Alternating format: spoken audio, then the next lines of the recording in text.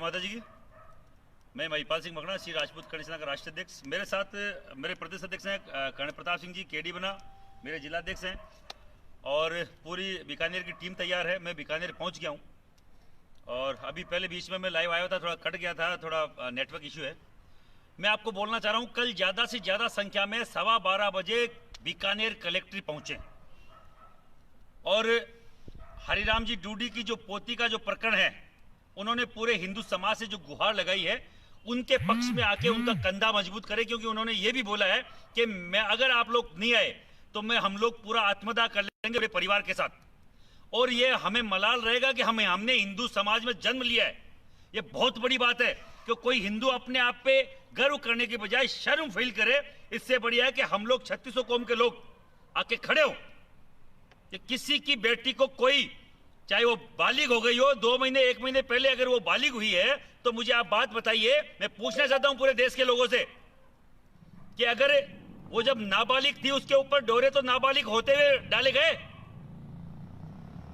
उसके ऊपर अगर उसको फंसाने की जो साजिश है वो नाबालिग होते हुए करी गई है, तो उसमें ये केस तो उसमें लगना चाहिए। उसी मतलब ये केस तो एक बनता ही है उसमें।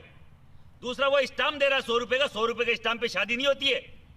अगर कोई बोल रहा है कि शादी 100 रुपए के स्टाम्प पे है, यहाँ पे पूरे राजस्थान में जो जिस तरीके से वो कौन से वो धर्म से वो शादी करते हैं आजकल, आर्य समाज से, वो भी राजस्थान में बैन है।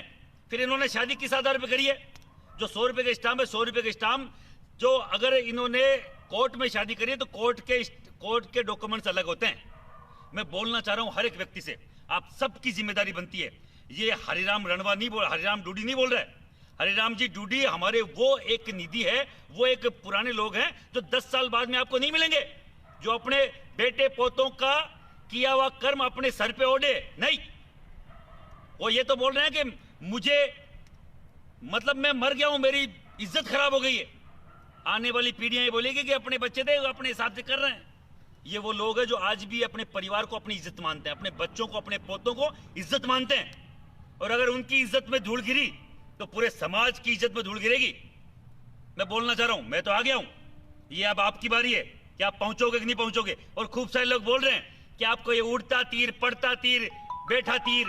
अरे भाई, हम बोलने का मादा रखते हैं और यहाँ आके लड़ने का मादा रखते हैं। उड़ता तीर लिया तो महिपाल सिंह और महिपाल सिंह की करनी से लिया है, और हम लोग निभा के दिखाएंगे इसको कि ये उड़ता तीर है। समाज के प्रति वो घृणा है उन लोगों के प्रति जो विधर्मी है, जो हमारी समाज की बच्चियों को बरगला के लेके जा रहे हैं, उनके लिए सबक होगा ये जो स्टेप करनी से लिया है।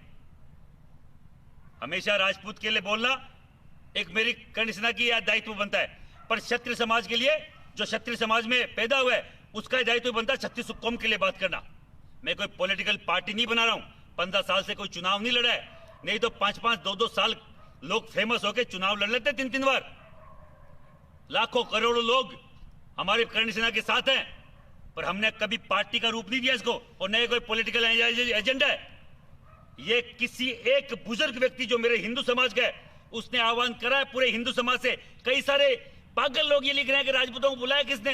अरे तेरे बुलाए पे थोड़ी आ रहे हैं, उससे बुजुर्ग व्यक्ति के बुलाए पे आ रहे हैं, जिसने पाली पोसी अपनी पोती खो दी। तो सबको ये बड़ा मतलब ये मन में पीड़ा होनी चाहिए कि अपने बच्चे जो खुद के जिन बाप दादाओं ने बच्चों को पाला पोसा है, उनके साथ क्या बीत रहा होगा।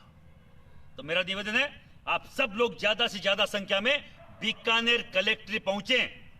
कल 12:15 बजे प्रशासन से हम पूछेंगे हमारी बेटी कहां गई, इस दादा की पोती कहां गई, हरिराम जी डूडी की पोती कहां गई, वो ढूंढ के दिखाए।